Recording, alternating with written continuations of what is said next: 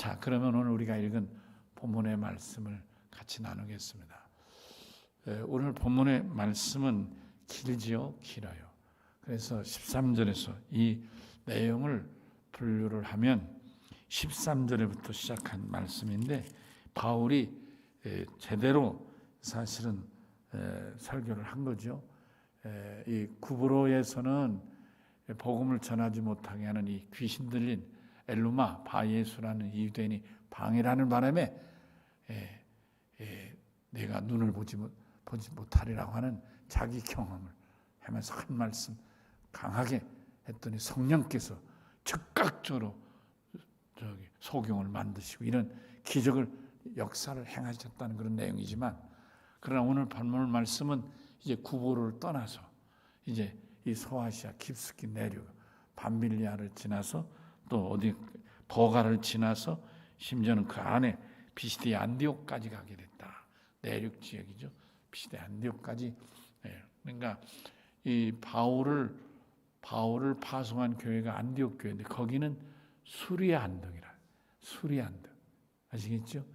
우리로 말하는 시리아라고도 하고 수리아라는데 수리아 안디옥이고, 여기 비시디 안디옥이라는 그 뒤에 더 내륙 지역으로 들어가서 이름이 그러니까 다른 곳입니다. 아멘. 그도 내륙 지역으로 들어가서 이 비시디 안디옥에서 안식일에 복음을 전하게 되는데 13절에서 15절까지가 서론 부분이죠. 과정에 대해서 이 사울의 전도 일행들이 이제 이 쿠브로에서 나와서 여기 버가를 지나서 밤빌리아에 도착하고 버가란 도시를 지나서 비시디 안디옥까지 가게 됐고, 그 과정에서 누가 탈락되죠? 구브로 전도에 동참했던 이 바나바의 생질 요한이 탈락하는 내용이 여기 기록되어 있습니다. 이게 중요한 내용에 의해 나중에 바울과 바나바가 심히 다투면서 결발하게 되는 계기가 이 요한, 이 문제가 되는 거니까, 요한이 여기서 탈락해서 보니까 예루살렘이 어디 자기 집이죠. 아이고, 이 바울과 바나바가 전도하는 게 결코 그게 쉬운 일이 아니구나. 이 요한이라는 사람은 예루살렘에서 잘 살던, 그 당시에 그래도 부유하고 집이라도 있고 부유한 예루살렘 도시에 집이 있는 사람으로 자랐으니까 부자였죠. 그러니까 고생이 뭔지를 모르고 자랐는데 삼촌이 한다니까 따라갔다가 아이고 나는 도저히 할 수 있는 게 아니에요. 믿음으로 훈련되고 영적으로 무장하고 이렇게 준비되지 않고는 이게 선교사는 아무나 하는 게 아니다. 그런 말씀이 되는 것이죠. 그렇죠? 지금도 그래서 선교사는 물론 예전에는 뭐 그런 훈련이 따로 없이 선교를 간 사람들이 많이 있죠. 뭐 다 자원해서 어디 갈래? 여러분 우리나라에 왔던 선교사 한 120년 전에 우리나라에 왔던 선교사들도 요즘같이 무슨 체계적인 선교 훈련 프로그램은 없었겠지만 그래도 복음 들고 이 동방의 땅에 왔다는 이 자체가 정말 사명이 아니면, 그래서 죽은 사람도 있고 목숨 건 분들도 많이 계시잖아요. 또 변질돼 가지고 떼부자 돼 가지고 일본 앞제비 노릇하고 일본의 앞제비 서서 그래서 떼부자 되고 돌아간 사람도 있고 뭐 별의별 종교가 있긴 있지만, 그다음 왜냐? 그만큼 선교 훈련이 모자랐기 때문에. 이 요한 같은 경우는 냉정히 따지면 실패한 사람이다 이렇게 볼 수가 있겠죠. 요즘엔 훈련도 하고 또 선교사로서 여러 가지 그런 교양도 익히고 훈련도 하고 과정도 밟고 그러면서 또 본부에서 우리 감리교 같으면 본부에서 파송이라든지 관리라든지 이런 걸 다 이렇게 철저하게 하고 있습니다. 갈수록 이렇게 체계를 잘하는 것 같아요.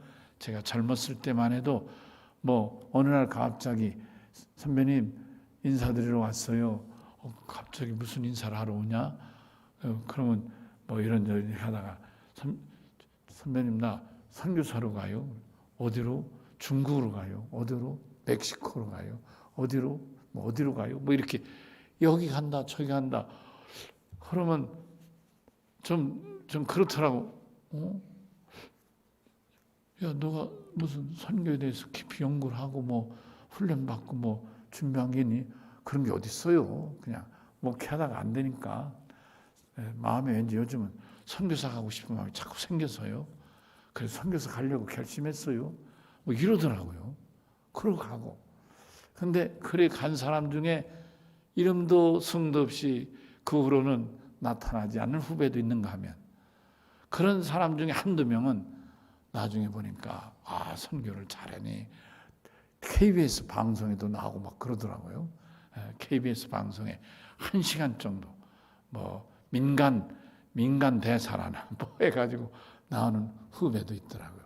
조남권인가 조남 이름도 잊어버려 후배니까 멕시코에 가서 오래 그 무슨 반도 멕시코에 무슨 유타 반도 뭐 유카탄 반도 거기에서 선교사를 해가지고 얼마나 잘했는지 우리나라 정부가 민간 대사로 그를 위촉을 했더라고요. 그럴 정도로 굉장히 그 유카탄 지역이 어디냐면 우리나라 여러분 조선 시대 일본 강점 시대죠. 그때 노동 인력을 일본에 수출을 한 거예요. 그때 일본 사람들보다는 우리 한국 조선 반도에 사는 한국 사람들을 이렇게 징용 비슷하게 이렇게 사람들 돈 버는 징용은 가서 돈 벌지도 못하고 막 탄광한테 들어간 이 사람들은 외국에 수출하는 거죠. 일본 사람들 우리나라 사람을 수출한 거예요. 그래가지고 이제 모집을 해요. 돈 벌게 모집을 해가지고 뭣도 모르고 우리나라 사람들이 돈 벌게 해준다니까 자원한 거죠. 그래가지고 먼저 하와이에 팔려가기로. 하와이 팔려갔던 일부 중에 또 다시 멕시코나 혹은 또 큐바나 이런 데로 팔려간 분들이 유감스럽죠. 유카탄 반도란 지역은 사탕수수, 애니깡이라는 사탕수수 생산되는 집산지였는데 그쪽에 이제 우리는 현대판 노예죠. 농노. 현대판 농노로 우리나라 사람, 우리 조상들이지만 그분들을 팔아넘긴 거예요. 이분들은 말도 통하지 않고 늘 감시야. 총 들고 감시라니까 도망도 못 가죠. 털쳐다 걸리면 총 맞아 죽으니까. 그러니까 거기서 그냥 살다가 거기 아가씨하고 만나서 결혼하고 뭐 그래서 거기서 이제 2세 3세 그러니까 우리 후손 우리의 피가 있는 후손들이죠. 물론 한국말도 못하고 그러나 거기에 사는 할아버지가 한국 할아버지고 또 뭐 태극기란 그런 얘기를 할아버지 아버지로부터 들어온 사람들이잖아요. 다 잊어버리고 산 거죠. 근데 이 조남tun가 조남군 죄송해요. 그 선교사가 가가지고 이제 처음에는 원주민 줄 알고 전도를 했는데 전도를 하다 보니까 아리랑 뭐 그런 얘기도 하고 뭐 그러니까 어떻게 당신이 아리랑을 하는가 하니까 우리 할아버지가 아리랑을 한다. 그래서 그 집을 찾아가 보니까 그 집이 바로 이렇게 노예로 팔려왔던 그 후손의 집안이고. 근데 그러다 보니까 그들을 상대로 그들 한글을 모르잖아요. 이 선교사가 그들에게 한글을 가르쳐주고 또 우리나라에서 선교비 받은 것 중에 일부 그 일부분을 학용품 같은 그들은 어려우니까요. 학용품을 사서 아이들한테 나눠도 주고 그래서 한글 학교를 만들어서 한국어를 가르치게 되고 그러면서 그 유카탄 지역에 다는 넓으니까요. 굉장히 넓으니까 어느 지역에 그런 지역에서는 그들 중심으로 이렇게 공동체를 만들어서 한글 학교를 이것저것 돌아다니며 가르치고 그러다 보니까 그들이 다 뿌리 찾기가 돼버린 거예요. 우리가 한국 그리고 좀 한국이 굉장히 국제적 위상이 높아져 가고 있으니까 그래서 멕시코의 대사도 전혀 손도 대지 못하고 알지도 대사는 사람들이 뭐 외모고시 합격해가지고 고급 고위직으로 승진한 사람들이 뭐 그거 알긴 하고 관심이나 있겠어요. 근데 이 선교사가 가지고 그들을 다 찾아내서 이렇게 모아가지고 이렇게 연결하고 그리고 경우에 따라서는 아주 멕시코에서 고치지 못하는 중병 환자 같은 경우는 이 선교사가 또 한국 쪽에 한국 의사들 중에는 그런 좋은 의사들 있잖아요. 선교 지원하는 의사도 있고 대학병원이나 이런 병원에 일하는 사람들, 그런 사람들하고 어떻게 연결해 주면 또 그렇게 예를 들면 무료로 고쳐준다든지 이런 흔하지는 않지만 이런 멕시코에서 고치지 못하는 환자를 이렇게 데려다가 수술시켜서 회복도 시켜주고 이런 일을 하다 보니까 이 사람은 그 지역에서 대단한 사람이 되는 거예요. 이 사람은 잘 나오지도 못하죠. 한 30년 전에 들어갔는데 잘 나오지도 못하고 몇 년 전에 한번 연회 때 와서 인사할 때 한번 본 적이 있어요. 이 사람이 자기가 혼자 하다가 도저히 감당을 못하니까 일이 많아지니까 또 이 유카탄에 흩어져 있는 우리 한국인들 한국의 후손들이 서로 오라가는데 자기 혼자 돌아다닐 수가 없는 거예요. 그래서 선교사를 하나 우리나라 선교사를 오라고 모집을 했는데 그 중에 하나가 이 조 목사 신학대학 동창이 있어요. 양국직이 우리 교회도 와서 설교한 적이 있는데 양국직이라고 저 동기예요. 양국직이 여기 유천동에서 자그마한 교회를 했는데 이제 저들끼리 서로 오고 가고 해서 야 여기 와 나 좀 도우라 그러니까 또 이 양국직 목사도 그런 사명이 있었던 것 같아요. 그래 나도 오늘 그런 마음이 있었는데 그래가지고 그 사람이 건너가서 지금 둘이 하는데 내가 물어보니까 전혀 지역이 다르고 선교 역할도 다르다 이런 얘기를 하는 걸 들었습니다.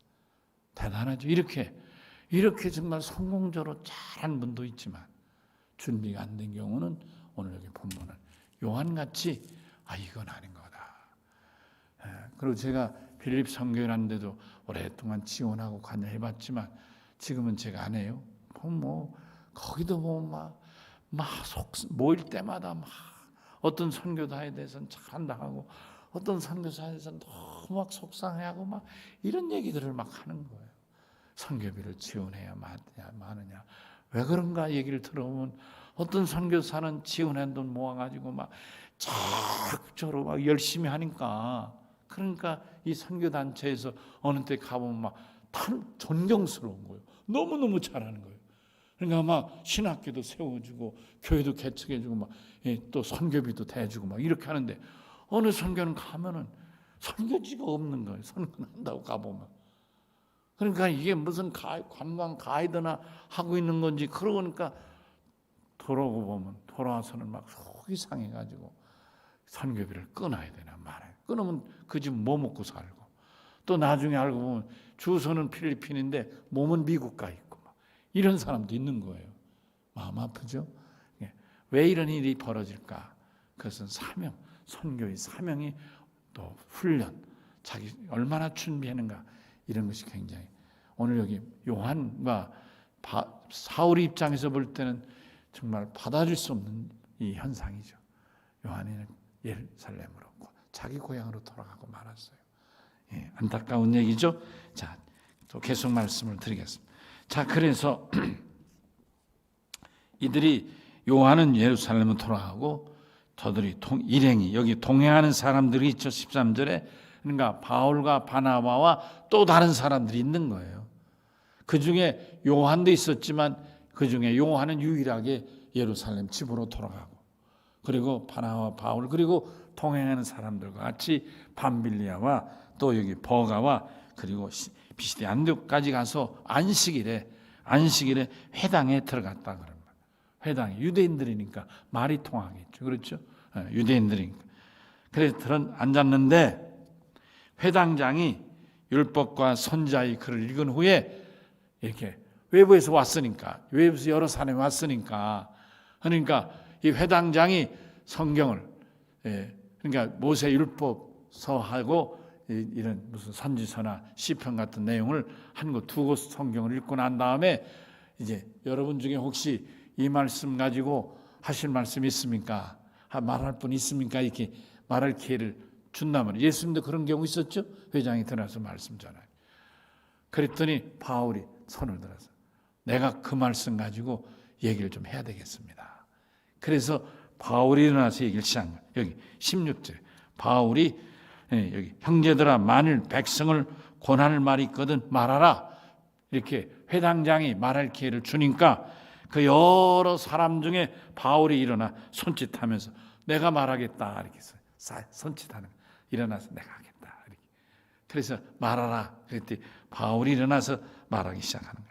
자, 이게서 이스라엘 사람 및 하나님을 경외하는 사람들아 들으라 이렇게 말씀해요. 여기 더 냉정히 말하면 이스라엘 사람과 이방인들아 하나님 말 들으라 이렇게 하면 좋았겠죠. 더 솔직하겠죠. 근데 그렇게 말하지 않은 거예요. 왜? 이 안식일에 회당에 들어온 사람은 누구냐? 이방인이라서 들은 게 아니고 하나님을 경외하기 때문에 들어온 사람이니까. 또 이방인이라 할 때는 왠지 뉘앙스가 이 이스라엘 사람들이 이방인 할 때는 사마리안을 더 우습게 여기는데 그보다도 더 못하니까 유대인, 사마리아인, 이방인. 여러분 사마리아는 유대인과 이방인 사이에 끼는 사람이 사마리아인인데 그들도 유대인은 상대하지 않잖아요.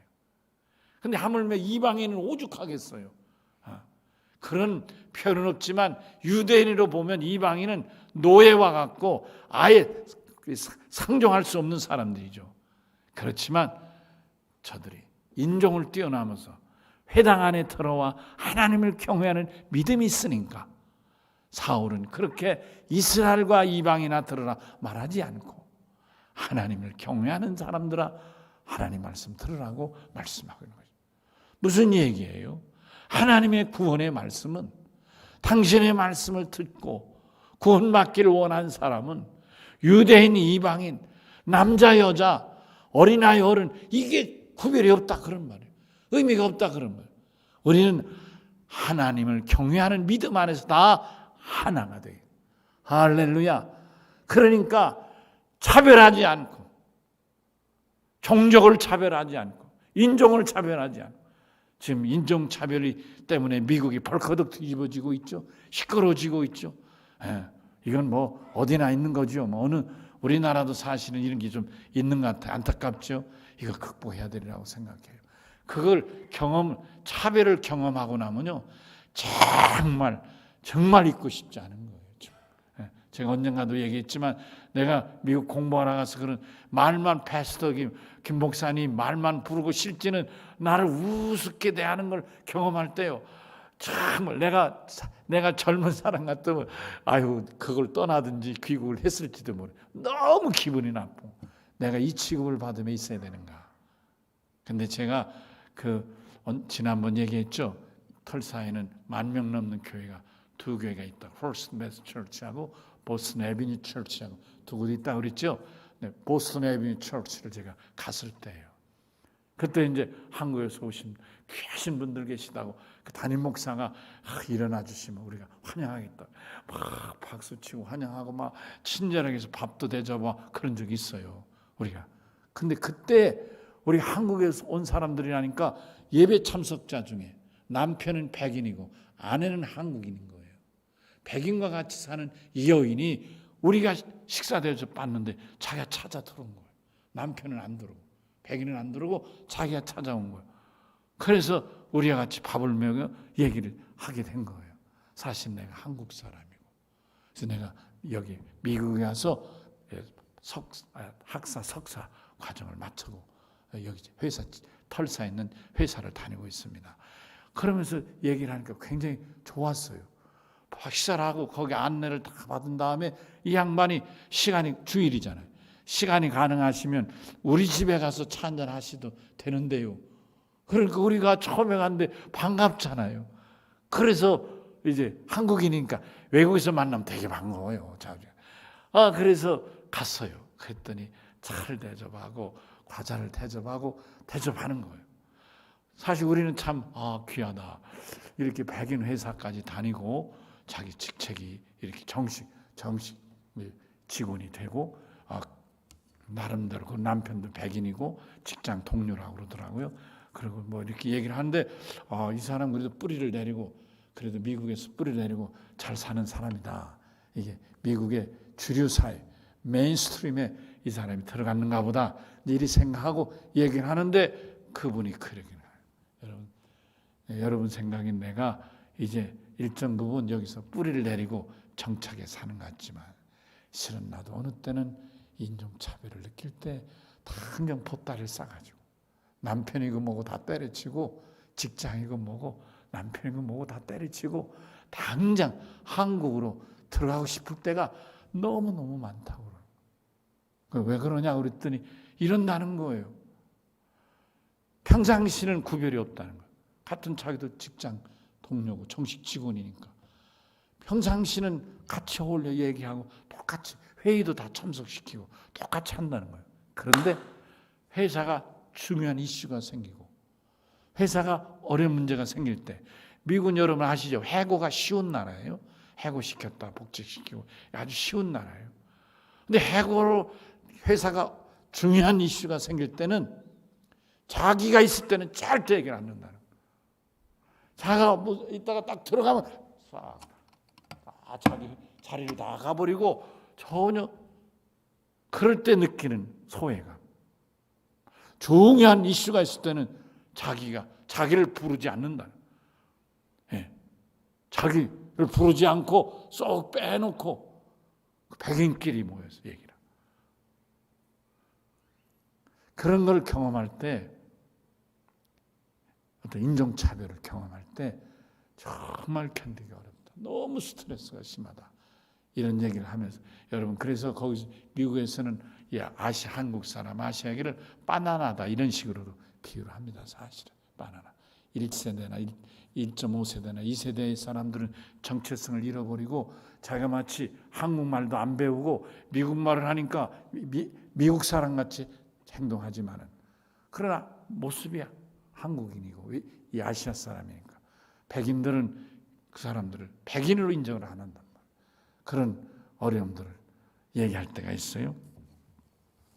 여러분, 우리 믿음 안에서는 이런 것들을 정말 극복해야 될 줄로 믿습니다. 앞으로 우리 교회도 시간이 갈수록 외국인들이 더 많이 오기를 바라고, 그럴 때 우리가 똑같이 정말 그런 차별 없이 우리가 사랑하고 관심 갖고 돌보는 준비된 마음이 필요할 줄로 믿습니다. 바울이 이렇게 이스라엘 사람들과 하나님을 경외하는 사람들아 이렇게 표현했다는 게 너무 감동적이고, 이 바울은 정말 앞선 사람이다. 믿음 안에 정말 앞선 사람이다. 이런 것을 발견하게 되는 것입니다. 자, 17절 이하에 이제 본론으로 계속 이어진다고 볼 수 있겠죠. 그리고 이제 마지막으로 이제 본론이 어디까지 이어지냐면 37절까지 이어지고요. 38절에서 41절까지는 결론 부분이라 이렇게 말씀드릴 수 있겠습니다. 근데 오늘 이 16절 이하에 37절까지 바울의 이 말씀은 내용이 굉장히 많이 들어있어요. 그러니까 바울이 설교하고 싶은 내용을 이때 그냥 압축해서 아주 뭐랄까요, 간추리고 암축해가지고 설교를 한 거예요. 그 내용이 뭐냐면, 여러분 우리가 읽어서 알겠지만 여기 17절 이하에 이스라엘 백성 하나님 우리 조상들을 택하시고 그리고 애굽 땅에서 나그네된 이런 표현들을 쓰고 있잖아요. 그렇죠? 그러니까 우리 조상들을 택하시고라는 것은 이 한 말씀에 누가 다 포함되는가요? 아브라함과 이삭과 야곱의 후손들, 그들을 다 포함하고 있는 거죠. 이런 이 압축 속에 있었던 이스라엘 사람들은 자기의 조상을 아브라함에게 두고 있단 말이죠. 아브라함은 하나님 앞에 원래는 믿음의 사람이 아니었죠. 아브라함이 데라의 아들 아닙니까? 그러니까 아브라함, 데라 그 밑에 아브라함까지는 전혀 하나님을 믿지 않던 사람인데 하란에서 어느 날 하나님이 아브라함을 찾아오셔서 아브라함아 찾아와 부르셨잖아요. 내가 내게 지시할 땅으로 내가 이사를 가라. 그리하면 너로 민족을 큰 민족으로 너로 복의 근원이 되게 하리라. 너를 축복하는 자는 내가 축복하고 너를 저주하는 자는 내가 그를 저주하리니 내가 모든 민족의 복의 근원이 되리라. 이런 말씀하시잖아요. 그 말씀을 듣고 하란에서 이사를 해서 가나안 땅에서 제가 정착하면서 드디어 아브라함은 이제까지 그의 대대로 이어오던 불신앙의 그 연결고리를 끊어내고 아브라함은 드디어 하나님을 당신의 하나님으로 영접하는 하나님이 택한 백성 1호가 된 거예요. 그래서 우리는 아브라함을 뭐라 그래? 믿음의 조상이라. 아멘이시죠? 그러니까 여기 표현에 이스라엘 백성의 하나님이 이 말 가운데는 아브라함의 하나님, 이삭의 하나님, 야곱의 하나님이. 아멘이시죠? 예, 하나님이 우리 조상들을 택하셔서, 예, 하나님이 이 아브라함과 이삭과 야곱 조상들을 택하시고 애굽 땅에서 나그네, 애굽 땅 이게 압축됐잖아요. 그렇죠? 이 애굽 땅에 누가 들어가나요? 요셉이 들어가잖아요. 그리고 야곱이 들어가죠. 그리고 야곱의 가족 75명이 들어가죠. 아멘이세요? 그 들어가서 거기서 정착에 뿌리를 내리게 됐는데, 여러분 그들이 얼마간 살아요? 400여 년 정도 살게 되는데, 거기서 애굽 땅에서 나그네 된 히브리 종족 노예 집단으로 전락하게 되죠. 히브리 족속이 되잖아요. 예. 애굽 땅에서의 이 요셉의 후손인 야곱의 후손인 이스라엘 조상들은 노예였어요. 농사를 짓는 노예였어요. 아멘이세요? 그 노예 집단이 히브리란 말인 것이죠. 히브리 족속, 히브리 민족 하는데 그 히브리란 말이 뭐냐면 애굽의 농노 족속이다 이런 뜻인 거예요. 집단이다 이런 말인 것인 거예요. 근데 애굽 땅에서 이렇게 노예 생활하는 나그네 인생을 살던 그 백성들을 하나님이 그들을 높여서 자유인이 될 길을 열어주셨는데 큰 권능으로 저들을 인도해. 여러분 이 큰 권능에도 10가지 재앙이 여러 가지 포함되죠. 예, 그러니까 지금 이 사울은 성경 박사니까 성경을 꿰뚫고 있는 거예요. 그래서 이렇게 압축된 설교를 하고 있는 거예요. 광야에서 40년간 훈련받은 내용을 하고 있습니다. 그들의 소행을 40년 저들이 하나님 앞에 훈련을 받으면서도 하나님 앞에 불순종하거나 하나님을 거역한 경우가 있잖아요. 대표적인 경우가 뭐죠? 가나안에 12명이 들어가가 정탐꾼을 보냈는데 10명이 아유 큰일 났다고, 우리는 망하게 생겼다고, 오도가도 못하게 됐다고, 여기서 죽게 생겼고 들어가면 마저 죽게 생겼고, 그래 다들 못 들어간다 야단법석했잖아요. 아시죠? 겨우 2명만 들어간다고 그랬어요. 누구예요? 여호수아와 갈렙이란 말이죠. 2사람만 갈 수 있다고 했지 나머지 10지파의 사람들은 펄펄 뛰고 못 간다 한 거예요. 그래서 40일이면 갈 수 있는 길을 하나님이 40년 훈련을 받게 되잖아요. 그런 와중에 하나님 앞에 거역하고 저들이 했던 일들이 얼마나 많습니까? 그렇지만 하나님은 저들을 참으시고, 아멘이시죠? 40년 동안 훈련시키셔서 가나안 땅 7족속을 멸하사. 간단하죠? 간단하죠? 예, 그렇지 않아요. 이 말 속에 지도자 이름이 바뀌잖아요. 여기 광야 40년을 인도한 것은 모세고, 이 한 줄의 모세가 사라지고, 그 다음에 또 가나안 7족속을 멸한 건 누구예요? 여호수아잖아요. 아멘이세요? 예, 여호수아. 그리고 또 여기 450년간 긴 세월에 여러분 여호수아와 갈렙을 또 말하지 않을 수 없잖아요.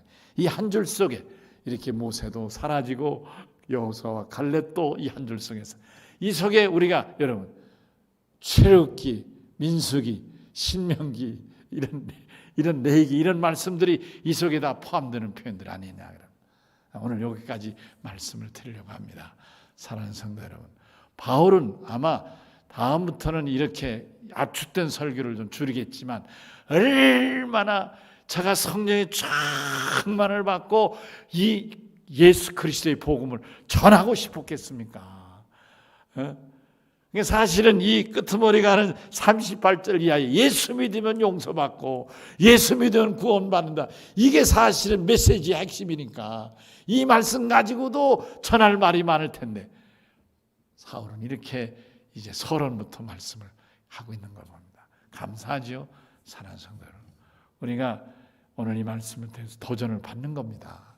우리도 바울같이 준비된 못했고 바울같이 선교사로 파송은 받지 못했을지라도 내가 사는 곳에서 이 복음을 증가하는 선교사가 되어야 되겠고, 바울같이 성경을 꿰뚫어 말하지 못할지라도 예수 믿으면 사하심 받고 죄에서 구원받고 예수는 하나님의 자녀된다. 이 구원의 복음은 전하는 능력인 입이 열려야 될 줄로 믿습니다. 아멘이시죠? 우리 다 같이 주신 말씀 생각하며 우리 주여 한번 외치고 기도합니다.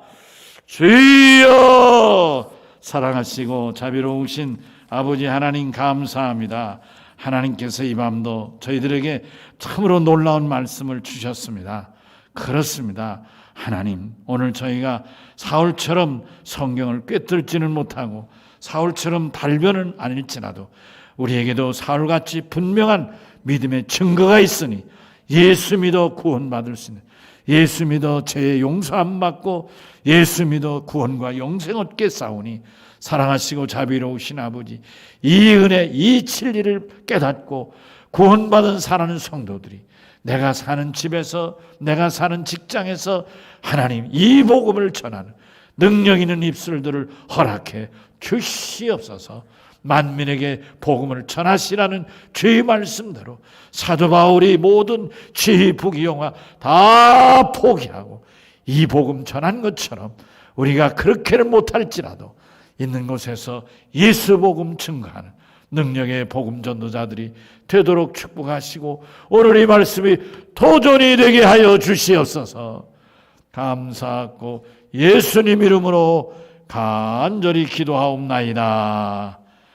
아멘. 찬송가